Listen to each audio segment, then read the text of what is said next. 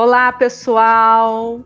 Estamos aqui mais uma vez com o nosso ABcast, um podcast com iniciativa da Associação Brasileira de Epilepsia.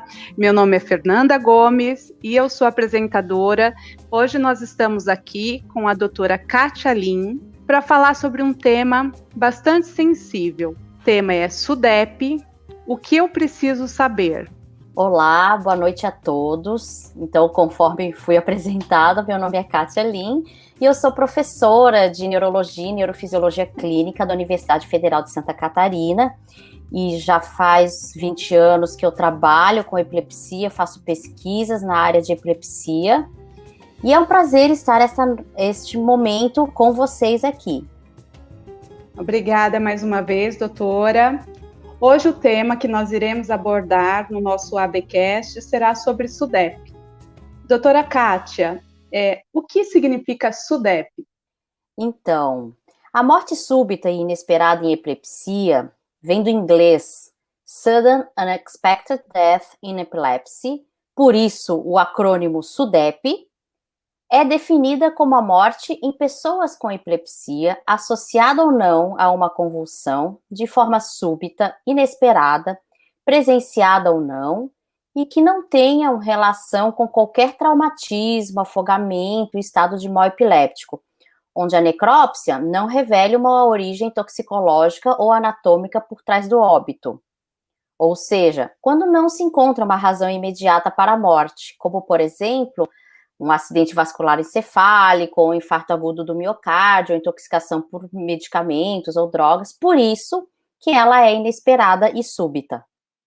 Qual a incidência de SUDEP nas pessoas com epilepsia?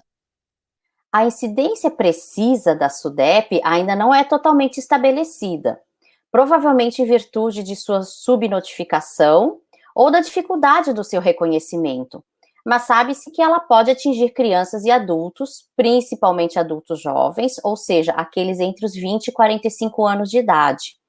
Após o pico de incidência em adultos jovens, a SUDEP se reduz progressivamente com o avanço da idade, especialmente acima dos 60 anos de idade.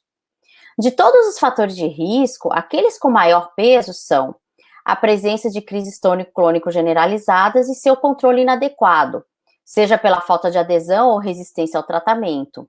No caso da epilepsia farmacorresistente, portanto, a probabilidade da SUDEP se eleva, podendo ocorrer em até 1 a cada 150 pacientes ao ano.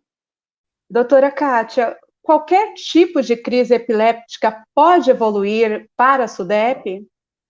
Sim, mas o principal tipo de crise epiléptica associada à SUDEP é a crise tônico-clônico generalizada mal controlada.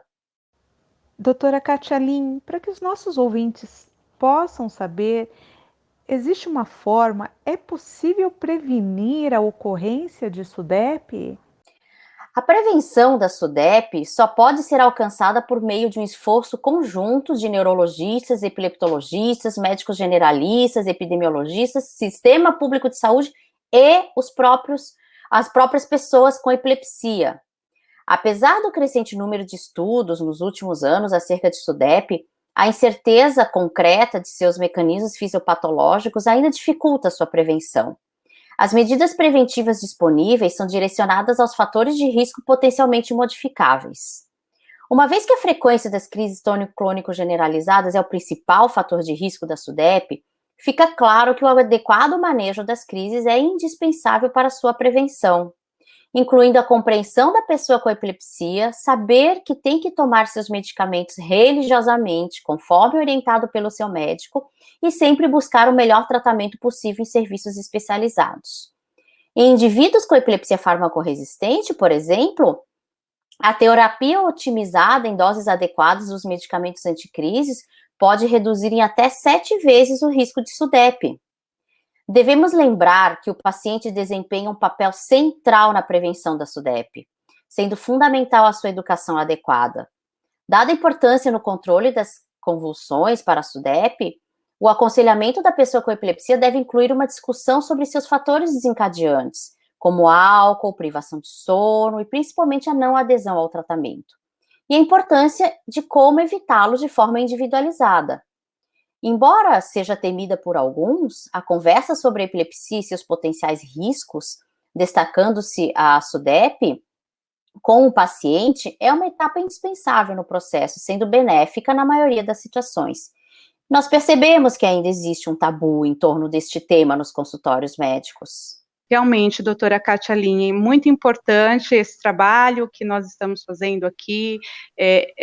Morte súbita em epilepsia realmente é um tema bastante, existe um tabu que envolve esse tema. É importante levar esse conhecimento para as pessoas com epilepsia e familiares. Doutora, quais os fatores de risco para a SUDEP? Dentre os principais fatores de risco da SUDEP, a presença e a gravidade das crises tônico-clônico generalizadas são os com maior destaque clínico, sendo usualmente alvos de possíveis medidas preventivas. Apesar de ainda não totalmente esclarecida, a fisiopatologia da SUDEP envolve modificações autonômicas no corpo do indivíduo, né, progressivas, pela ocorrência frequente das convulsões, com consequente deterioração ou sobrecarga dos sistemas cardiovascular e respiratório. Frequentemente, tem-se um quadro de crise epiléptica severa, seguida por alterações a nível cerebral do sistema de regulação cardiovascular e respiratório, levando a uma falta de oxigenação cerebral, arritmia e, por fim, ao óbito.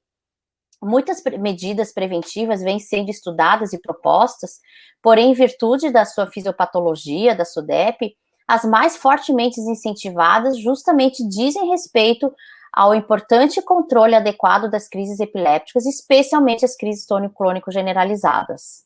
Doutora Kátia, e como nós devemos agir para evitar a SUDEP? Então, como abordar a SUDEP e educar a pessoa com epilepsia sobre como evitá-la?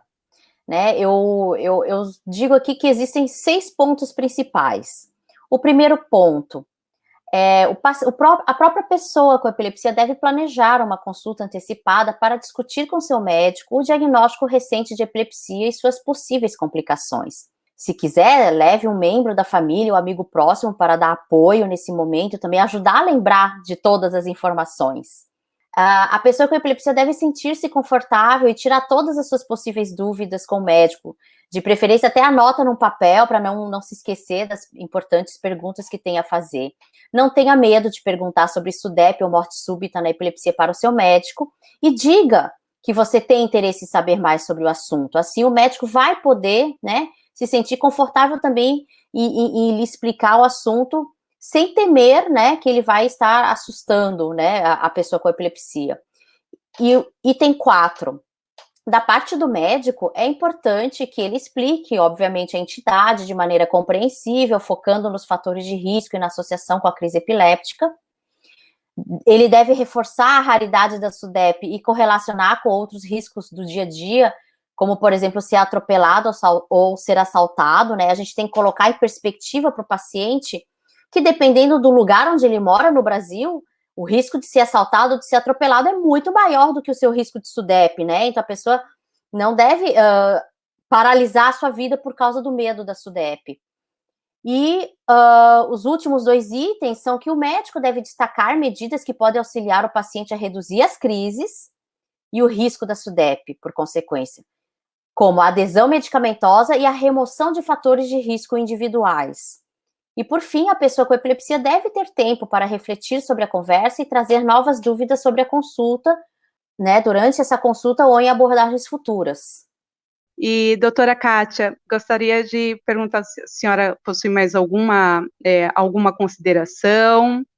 Por fim, eu acho que só lembrar a todos, né, que, bem, assim, para se ter SUDEP, em primeiro lugar, tem que se ter o diagnóstico de epilepsia.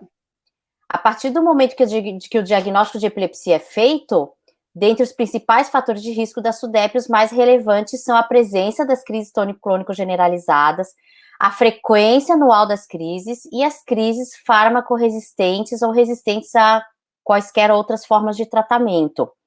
Então, essa é a minha mensagem final, né, de que realmente todo mundo que tem epilepsia deve realmente cuidar com relação ao seu tratamento para ter o máximo das crises controladas sempre que possível. Um grande abraço a todos e foi um prazer estar aqui com vocês.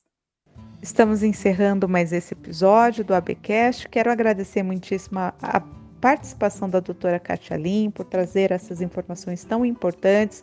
Quero dizer para você que está ouvindo esse podcast, compartilhe nas suas redes sociais. Essa é uma informação muito importante que a gente precisa levar para um maior número de pessoas. Caso você tenha alguma dúvida ou queira algum tema em especial, deixa aqui nos comentários, participe das nossas redes sociais. É muito importante para nós esse feedback que vocês nos dão. Obrigada a todos, um grande abraço.